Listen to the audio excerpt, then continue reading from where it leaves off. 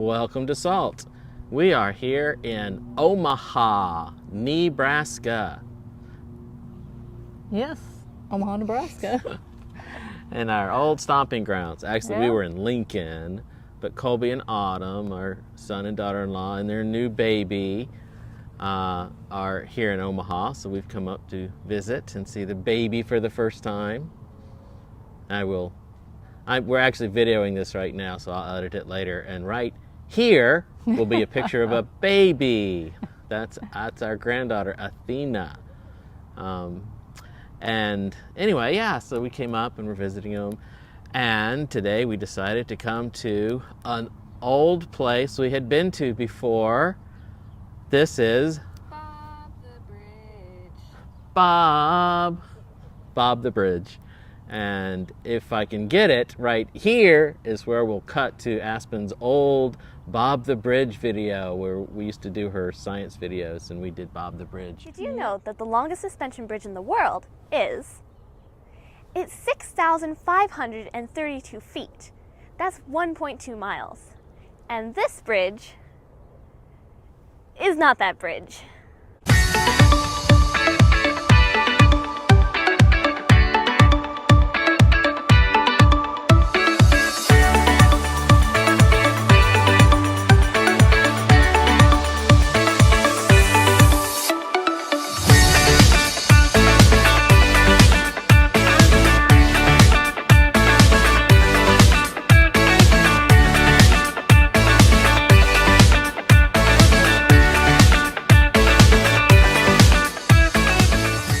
Today, we are on location to visit a bridge. Not the Akashi in Kobe, Japan. We are in Omaha to visit Bob the Bridge. Its official name is the Bob Carey Suspension Bridge. However, everybody just calls him Bob. Bob has his own social media accounts, YouTube and Instagram. Hey, I'm Bob. I'm a bridge. You know what? I am a handsome bridge. The Golden Gate? Yeah, she digs me. It happens on Bob. Now, before we get into some fun facts about suspension bridges, let's take a walk on Bob. Bob is 3,000 feet long and is made of concrete and steel. Bob is 15 feet wide.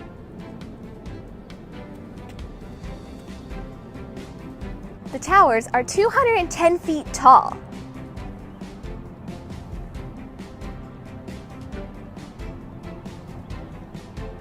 And they light up. And it's 60 feet above the Missouri River, where people and pigeons can enjoy the view.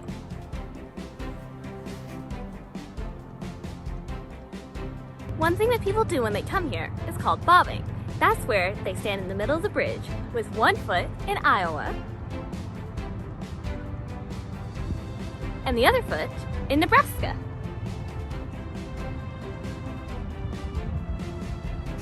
That way, you're in two places at the same time.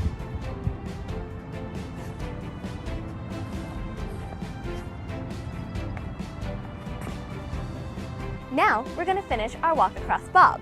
And afterward, we'll head into some fun facts about suspension bridges.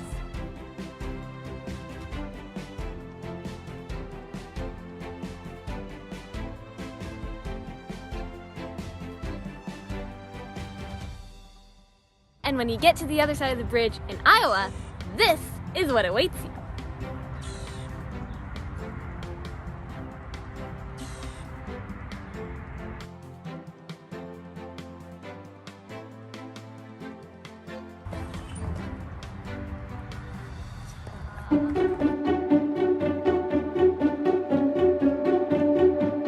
All kinds of bridges are built in all kinds of ways, but suspension bridges are like physics magic. Here's how it works. We'll say this is a pedestrian suspension bridge, so let's add a pedestrian. We'll give him arms and a face, and we'll call him Tom. Hi, Tom. Tom's very friendly. Tom is taking a walk on our bridge, which crosses some, water. And we'll make that water a very nice blue. even though the ocean isn't actually blue, it's green. Now, in this water are a couple of very friendly sharks, and we'll make the sharks green. The sharks are looking up at Tom. Comforting, right? Now, all the potential energy in our bridge is downward gravitational, so let's add some arrows. And we'll take our bridge and Tom into the water to play with the sharks. To make our bridge work, we need to transfer the energy to go up instead of down, so we'll draw some up arrows. Suspension bridges do this by using cables. The cables are attached to the bridge to transfer the energy from down to up. So instead of letting gravity pull the bridge down, the cables are now transferring energy up the cables. This is all well and good, except that the energy stops at the end of the cables. Suspension bridges connect their cables to towers, which serve as anchors for the cables. But with all that energy pulling on them in one direction, the towers would probably be pulled inward, making Tom sad, but our two sharks very happy. To prevent this, suspension bridges add cables to the opposite side of the towers, pulling it in equal force the other direction. This prevents the towers from being pulled inward, and so we can erase those pesky arrows. Now that there is equal pressure or energy on both sides of the towers, they are not being pulled inwards or outwards, but all the energy or tension is going straight down the towers and transferred into big cement foundations that are grounded into the seabed, which is definitely strong enough to keep our bridge safe and secure for Tom to finish the walk. And for our happy sharks too. Just keep swimming, just keep swimming.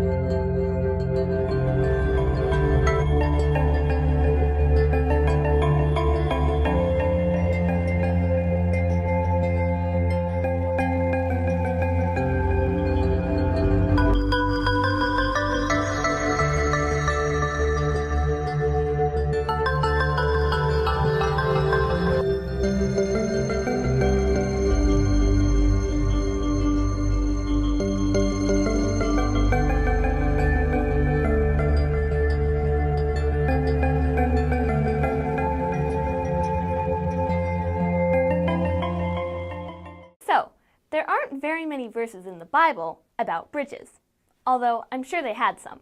The Bible does talk about what bridges do. When there's one side here, and one side way over here, and then a seemingly impossible place to cross in between them, we build a bridge. It can be like that with people too.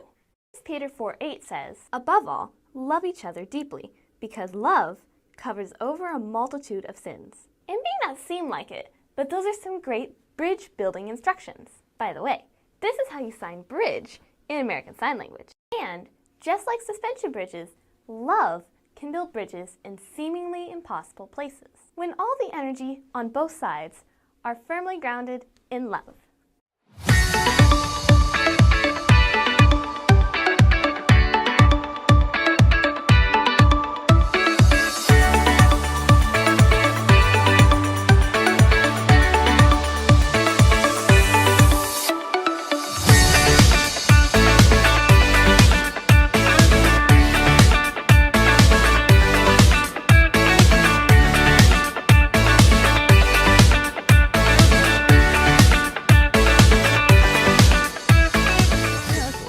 Much nicer here today than it was last time we were here. Yeah, Yeah, that's 'cause- true. I guess it is. Yeah, there's fewer people Yeah, and just, I think it's a little sunnier and warmer. yeah. Yep. And but yeah, that's Bob the Bridge, and we thought we'd come back and do another video just for old time nostalgia's sake. And Aspen is over there, feeling very nostalgic. Aspen, would you like to say anything nostalgic-y? Bob the Bridge, can you walk him? Bob the Yes, we can.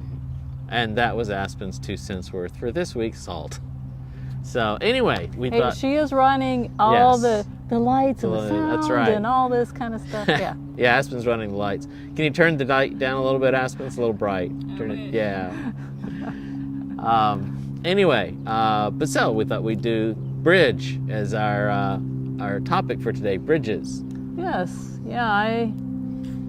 I was wondering all week what we were going to talk about, and yesterday Brett mentioned coming to see the bridge today, and I thought, I guess I better talk about bridges. Yeah. And so we got a couple things to say about bridges.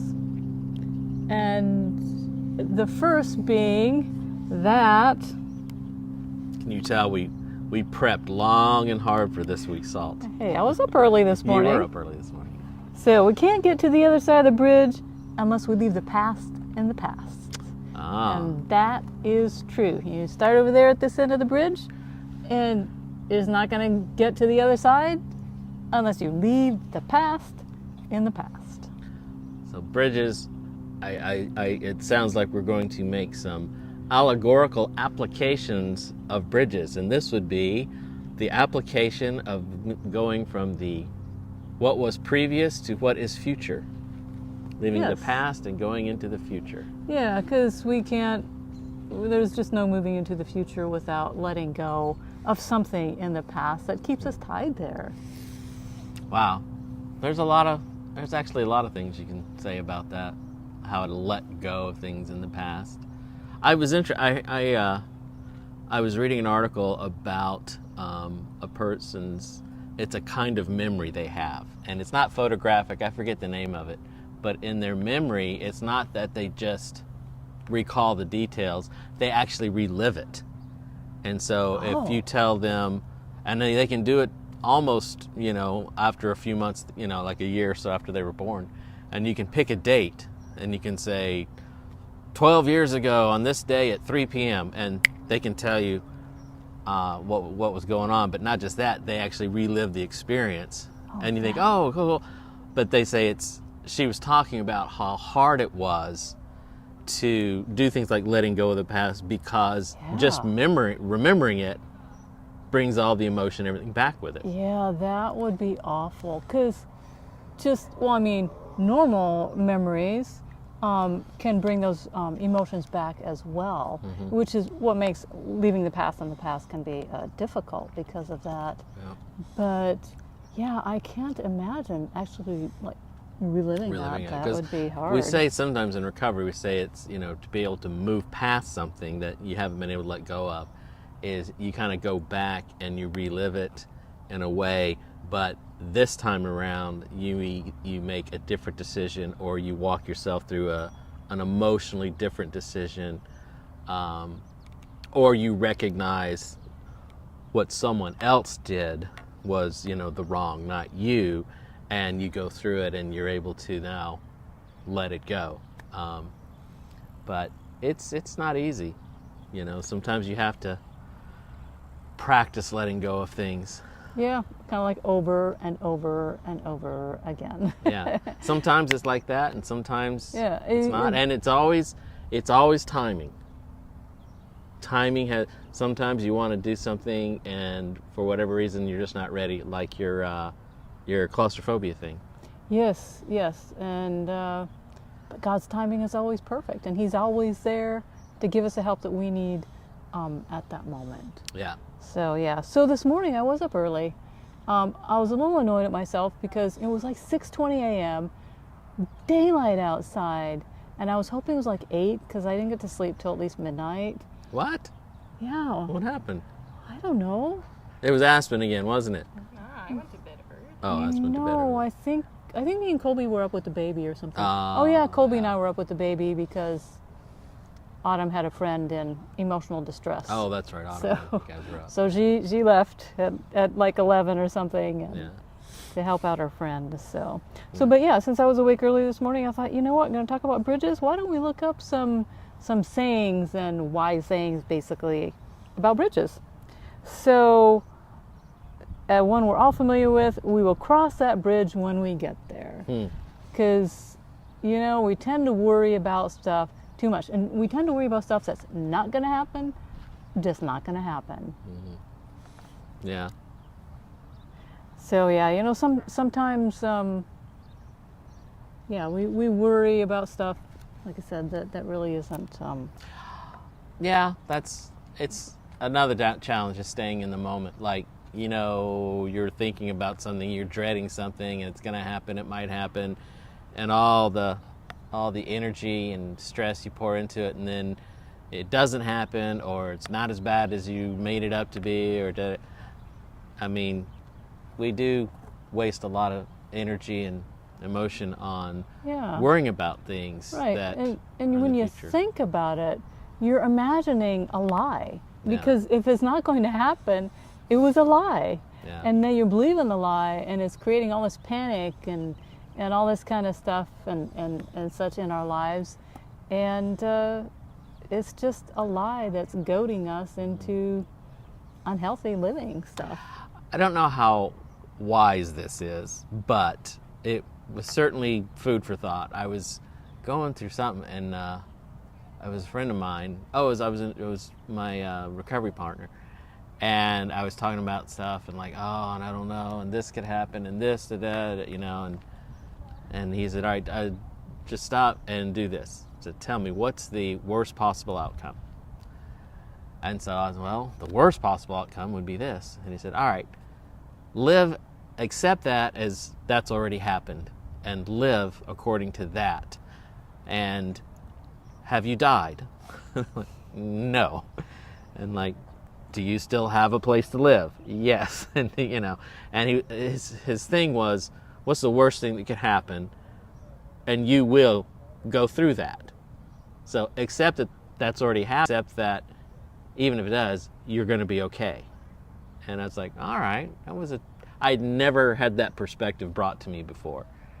And it was just kind of interesting. Right, kind of reminds me, I don't know that this fits exactly right here, but whenever we do long road trips, I was at 10 hours from Texas to Nebraska, so I usually buy a book and then I read it to Brett. And the story was about actually a couple young men who were twins in Yugoslavia in the 50s. And there was communists in control at that point in time, and they wanted to escape. Anyways, the mother in the story had an interesting response to when things would happen that maybe wasn't pleasant in life, or something she wished wasn't going to happen. What she would say every time was, "This too will pass, and the Lord will come." And I thought, I like that. I'm going to start using that. Yeah. Because it's true. What is that? I'll have to look what that's up from. This too shall pass. That's a big saying. This too shall pass. Yeah. But I haven't heard of this too shall pass and the Lord will come. Yeah, I thought that was kind of an interesting way to look at it. I like that. Yeah. Great. Next time, Aspen. Well, she's never done this, but she ever brings home an F in a class. Aspen, and she'll go, this too shall pass and the Lord shall come. See, wouldn't that just change your attitude, Brett? She's going to use this against us now. Yeah. Just like when she was little and like, time for bed, Aspen. No, thank you. Yeah. Okay, a couple more. Aspen's manipulative, geez. Wonder where she got that from. I wonder. Next thought. Moving on. Leaving the past behind. Bridges are built not to cross over, but it is built to lift you up to the other side safely. Oh, yeah, I saw that you read that. What do you mean by that? Oh, I thought that was kind of an interesting quote, and there was like a bunch of them, but it was only a small handful that, off the top of my head, something came to me for it. So, yes. Basically, there is a difference. One is done by our power. Just crossing over the bridge would be done by our power, right? And the other would be to compare the bridge to the words of Jesus. And when we follow them, they lift us up over the muck and the mire beneath and take us safely to the other side. The words of Jesus aren't there to build us up and say, oh, look what I did, I crossed this bridge. No, the words of Jesus are there so that we live by His power and for His glory. I guess that's kind of apropos for a suspension bridge Right. to and- lift us up. Right. And also, like I said before, it takes us up over the muck and the mire of temptation and just And things Bob like the that. Bridge is a suspension bridge. Yes, it is. At So least it makes fits this It allegory very well. it makes it fun. Yeah. Yes, because it bounces just a little when you're on it, ever so slightly.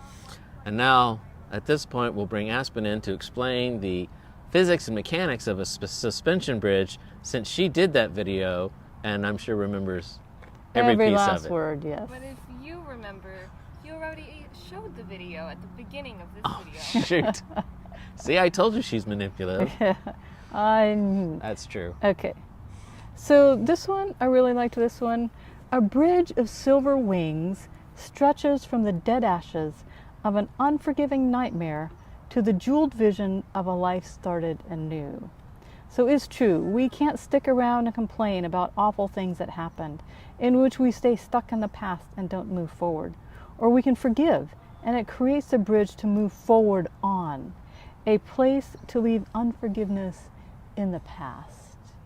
And yeah, kind of bringing that full circle with where we started. Yes.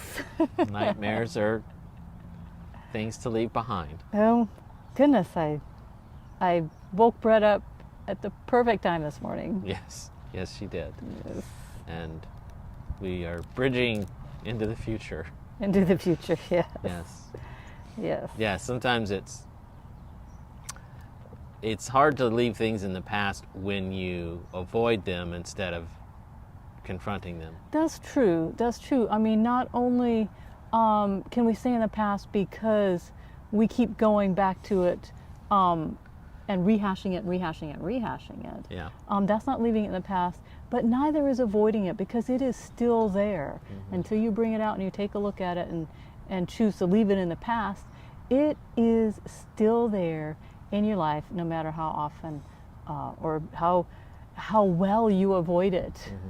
Yes. And things that we bury instead of dealing with still affect us in Yes. ways and probably we don't even realize, It's which is true. again the importance of dealing with stuff instead of suppressing it.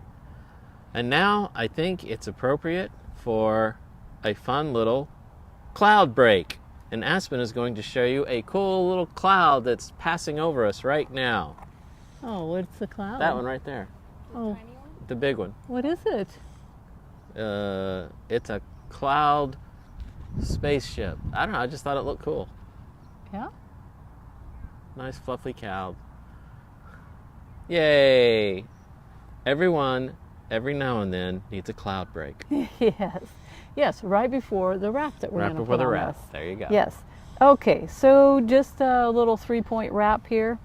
1. Suspension bridges get their name from the fact that the roadway is suspended by cables from 2 tall towers. I suppose we'll show them those 2 tall towers. They're in the There. shot. Can Are they see those 2 tall towers? Yep.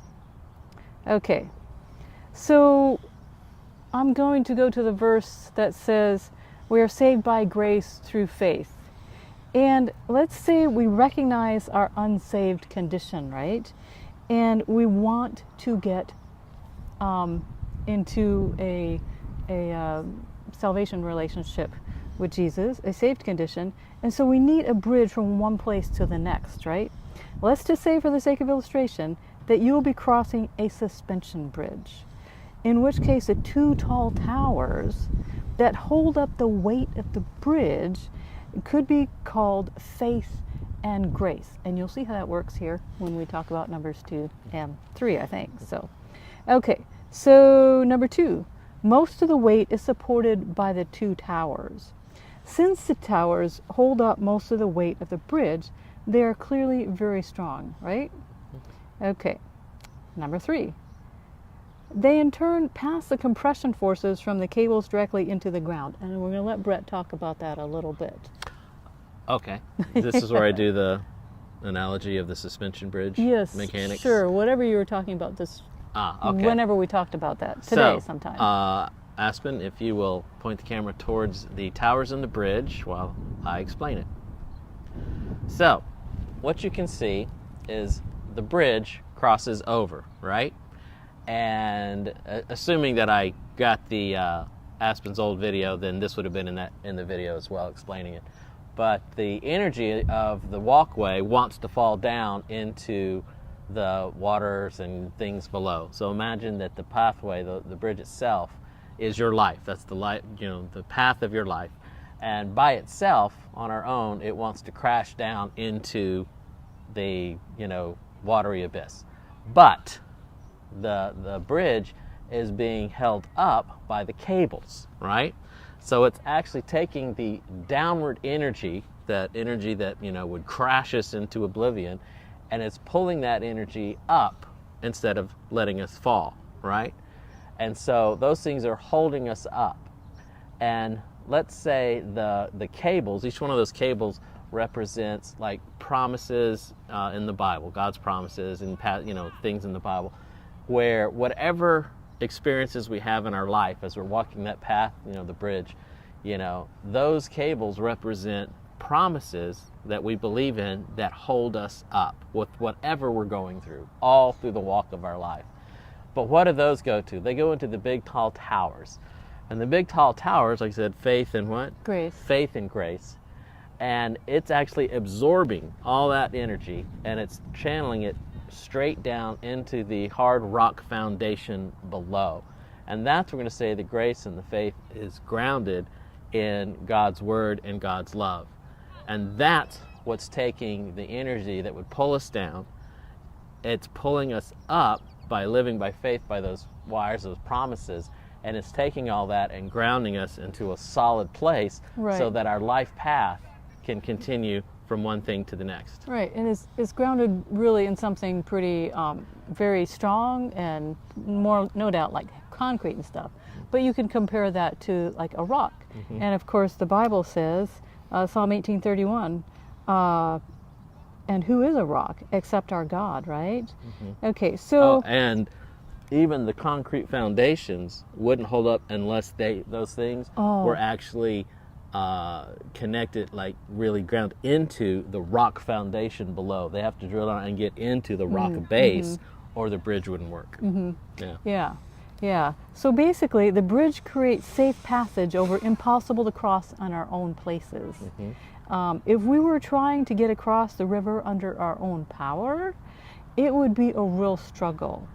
And compared to life, with all of its burdens, the heavy weight of that right there, but the bridge that God has prepared for us, the towers, hold up the weight. We don't have to cross a bridge with the weight of our burdens, because faith and love and grace are bearing the burdens for us. Yeah, it's taking that for us, yeah. And that was kind of like the cool analogy of a suspension bridge. Yeah, just a little fun we had today. Yep. And I guess, are we walking the bridge? I guess at least a little ways. Yeah, we could go should up walk, there and see. Over there is actually Iowa, I guess. Yes, if we go all the way across, we'll be in Iowa. The river is the state line. Iowa or Illinois? Illinois. Oh, do you remember Aspen? No, it's Iowa. I think it's Iowa. Yeah. So, anyway, it's a beautiful day here. Hopefully it is wherever you're at and whenever you're watching this. And we'll actually be back in Texas next time we leave on, what, Tuesday? Mm-hmm. Yeah, driving back down. And, but we thought we'd do a fun one where we had been before here in Omaha, Nebraska, at Bob the Bridge. So thanks for joining us. Hope you're having a great Sabbath, and we'll see you next time.